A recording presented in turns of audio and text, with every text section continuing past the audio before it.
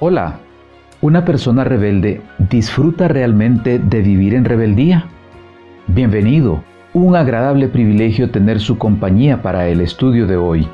La lección para esta semana se titula Sin descanso y rebeldes.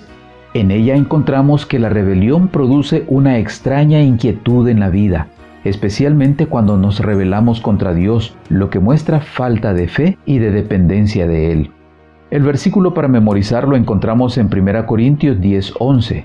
Y estas cosas les acontecieron como ejemplo y están escritas para amonestarnos a nosotros, a quienes han alcanzado los fines de los siglos. Veamos las ideas principales de esta lección, buscando algunas lecciones para nuestra vida. A un poco más de un año de haber salido de Egipto, encontramos que entre el pueblo hay agitación en el desierto.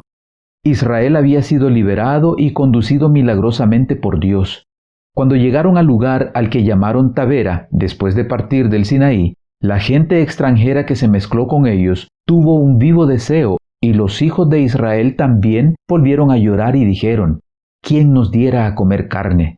Nos acordamos del pescado que comíamos en Egipto de balde, de los pepinos, los melones, los puerros, las cebollas y los ajos.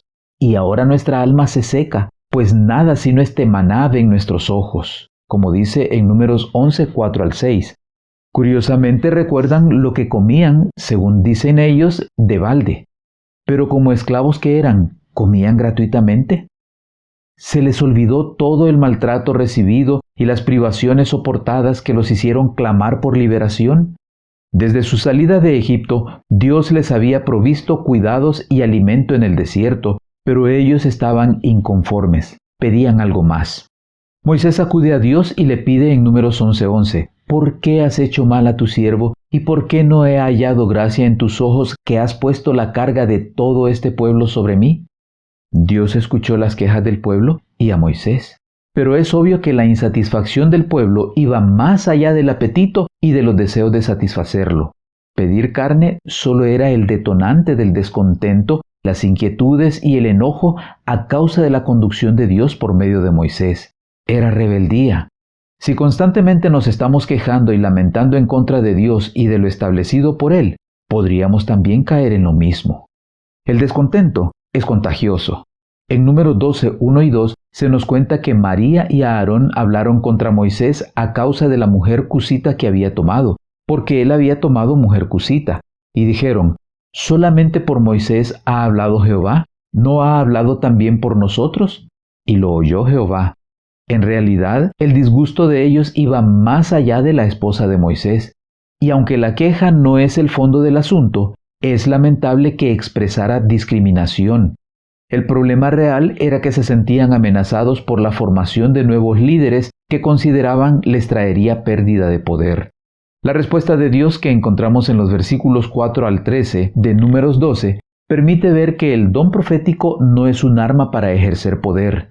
Dios daría este don a quien Él quisiera, pero con Moisés hablaría cara a cara, según lo declara en el versículo 8. Al parecer, María fue la instigadora de este ataque a Moisés. Aarón, siendo el sumo sacerdote, se dejó contagiar. El descontento que nos lleva a criticar desagrada a Dios, como se puede ver en el castigo a María. Aarón, reconociendo su responsabilidad, intercede en favor de ella ante Moisés, y Moisés ante Dios. Esto nos deja una lección muy importante. Cuando hay alguna inconformidad, por ejemplo, contra el liderazgo en la iglesia, lo que hay que hacer es orar en favor del líder, y el líder debe interceder por aquel que tiene la insatisfacción. La cuestión es que si se abriga, el descontento lleva a la rebelión. Israel estaba por entrar a Canaán. En Números 13 se nos relata que fueron enviados 12 exploradores que trajeron el informe al pueblo.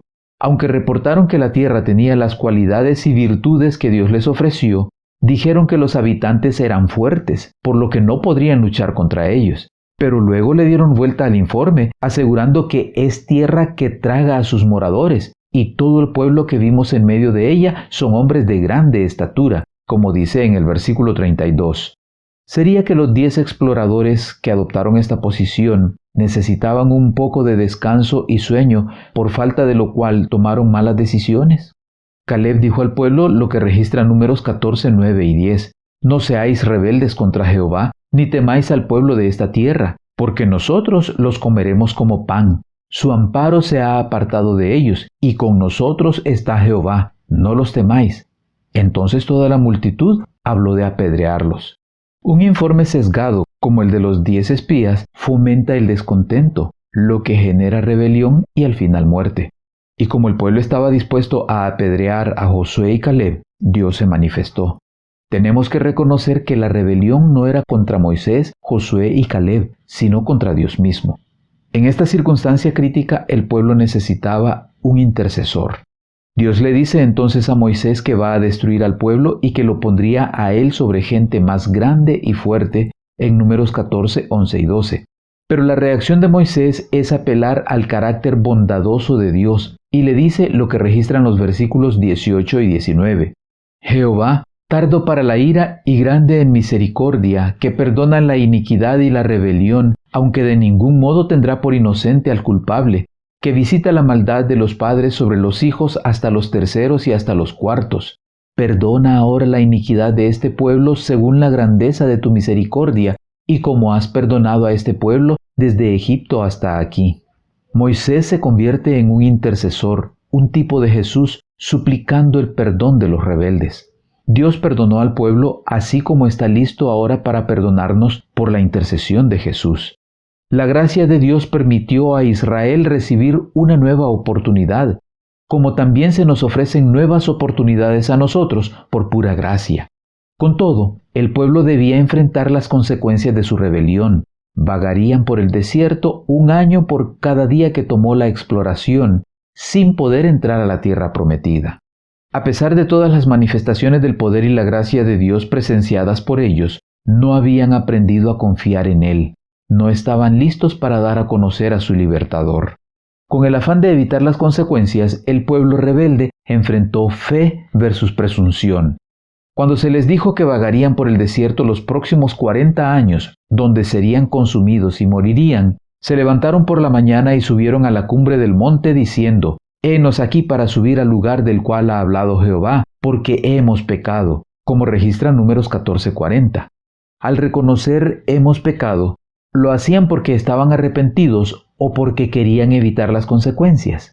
Los últimos versículos del capítulo 14 nos cuentan que, negándose a aceptar las instrucciones de Dios, realizan un ataque en el que son heridos y derrotados. Esta acción era resultado no de la fe, sino de la presunción que lleva a tomar decisiones de las que luego hay que arrepentirse. La fe no tiene ninguna conexión con la presunción. Solo el que tenga verdadera fe estará seguro contra la presunción, porque la presunción es la falsificación satánica de la fe. La fe se aferra a las promesas de Dios y produce fruto de obediencia. La presunción también reclama las promesas, pero las usa como Satanás para disculpar la transgresión. De alguna manera, como los israelitas en el tiempo de Moisés, nos encontramos peregrinando por el desierto de la vida rumbo a la patria celestial. Estamos en busca de paz, de descanso, pero lamentablemente con frecuencia terminamos buscando en lugares equivocados. Aprendamos de lo que sucedió con Israel, recordando lo que nos dice Pablo en 1 Corintios 10:11. Y estas cosas les acontecieron como ejemplo, y están escritas para amonestarnos a nosotros, a quienes han alcanzado los fines de los siglos.